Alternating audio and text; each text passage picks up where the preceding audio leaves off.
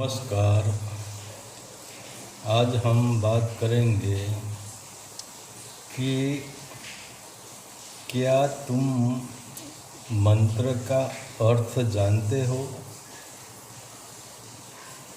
पहली बात, मंत्र किसका होता है? जिसका नाम होता है, इस नाम का ही मंत्र हम बनाते हैं। जो अनामी है, जो असीम है, जिसका कोई नाम नहीं होता, जिसकी कोई सीमा नहीं होती, जो अकाल है, मतलब जिसका कभी जन्म भी नहीं हुआ है और जिसकी कभी मृत्यु नहीं है, जो सनातन है, जो शाश्वत है, जो अशब्द है, जो मौन है, जो 52 अक्षर से 12 है, इसका कोई मंत्र नहीं होता। क्योंकि मंत्र इसका होता है जो जिसका जीवन काल के भीतर है। क्योंकि हम जो मंत्र बना रहे हैं वह चाहे गुजराती हो, चाहे हिंदी में हो, चाहे संस्कृत में हो, चाहे उर्दू में हो, यह सब एक भाषा है और अक्षर है, और कोई अक्षर असीम नहीं है। सभी अक्षर काम चलाऊ है। तो अक्षर की एक सीमा होती है। अक्षर असीम तक कभी नहीं पहुंच सकता है। अक्षर तुम्हें मुक्ति नहीं दे सकता है। ठीक है, अक्षर से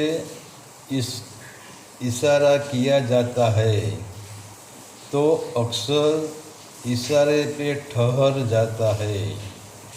जैसे तुम दिल्ली का प्रवास करते हो तो बीच में 1 किलोमीटर का पत्थर आता है। इसमें लिखा हुआ होता है कि दिल्ली 50 किलोमीटर।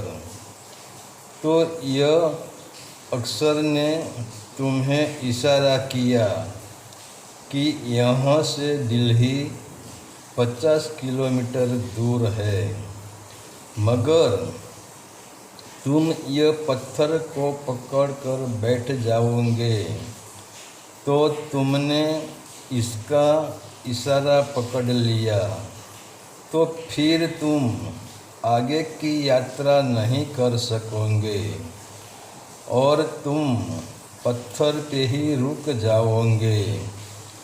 तो आज हमारे जितने भी ग्रंथ हैं, जितने भी वेद हैं, जितने भी उपनिषद है, जितने भी शास्त्र है, कि संत मत है कि कोई देवी देवता की कहानी है, वह सब अक्षरों से ही लिखी हुई है, अक्षरों से ही बनी है।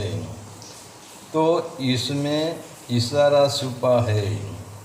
जैसे पाक शास्त्र की बुक में लड्डू बनाने का तरीका बता दिया है कि पहले यह करो, फिर वह करो, फिर इतना आटा डालो, फिर इतनी शक्कर डालो, फिर इतना घी डालो, इतना तेल डालो, तो लड्डू हो जाएगा। अगर तुमने शब्दों को पकड़ लिया, इशारा को पकड़ लिया, तो तुम लड्डू बना ही नहीं पाओगे और न शब्दों से तुम्हारा पेट भरेगा, न तुम्हारी भूख मिटेगी। और न तुम्हें ऊर्जा मिलेगी और न तुम्हें आनंद मिलेगा। तो मंत्र यह मन का फैलाव है, क्योंकि तुम मंत्र को तुम्हारा मन तुम्हें धोखा देता है।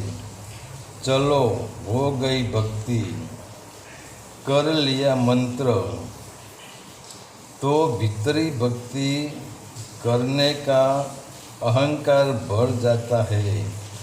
मन तुम्हें धोखा देता है, मन तुम्हें अहंकार से भर देता है।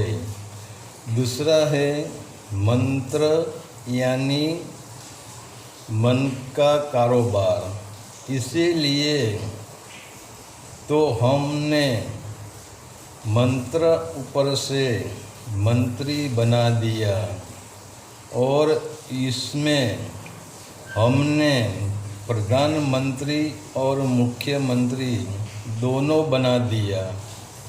जो मुख्यमंत्री है वह पूरा कारोबार संभालता है और प्रधानमंत्री है वह मुख्यमंत्री की सलाह लेकर जैसा मुख्यमंत्री कहता है वैसा कारोबार चलाता है।